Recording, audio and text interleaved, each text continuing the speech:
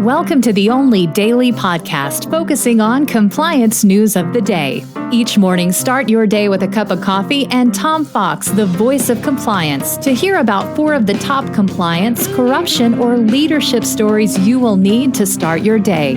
The Daily Compliance News is a production of the Compliance Podcast Network. First, a word from this month's sponsor, Ethico.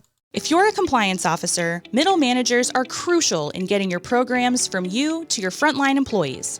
But how do we activate those managers and get them on our side? Ethico's new Middle Manager Toolkit equips you with the skills needed to empower your managers, to promote a culture where ethical behavior thrives and employees feel empowered to speak up.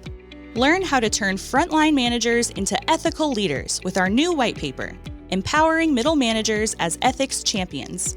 And did I mention you can get the whole toolkit for free? Head to ethico.com to download the full toolkit today.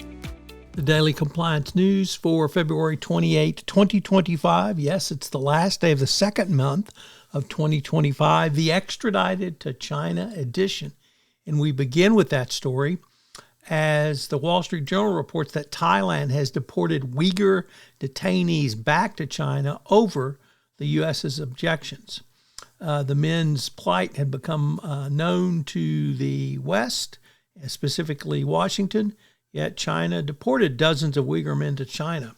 The men had been in Thai detention center for more than a decade after fleeing China's Xinjiang region. The plight had become a high-profile test of U.S. influence in Asia, and the Trump administration fell flat on its face by allowing this to occur.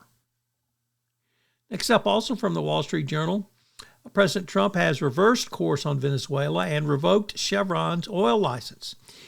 The move is a reversal of the administration's month-long rapprochement with Maduro and appears to be a setback for Chevron, the U.S. oil company that President Biden granted an exception to back in 2020. Trump didn't mention Chevron, but he said he was canceling the license. Trump said Chevron's license will be terminated Saturday, March 1, requiring the company to wind down its operations. The Secretary of State, that's Marco Rubio, later said he was issuing foreign policy guidance to terminate all Biden-era oil and gas licenses that have shame-rolled the illegitimate Maduro regime. Next up, from InsiderNJ, a first-time contributor to the Daily Compliance News, 3 men have pled guilty to bribery and corruption pertaining to businesses at Newark International Airport. If you fly United, you know Newark is one of the major hubs of United, and unfortunately, it's been a hotbed of corruption from United Airlines all the way down. And the men had paid out thousands of dollars to obtain contracts at Newark International Airport. And our final story for today comes to us from Reuters, which reports that the cryptocurrency founder Alexei Adrananoun was extradited from Portugal to face U.S. fraud charges. He was detained and sent to Boston, and he has pled not guilty to charges of wire fraud and conspiracy to commit market manipulation and wire fraud.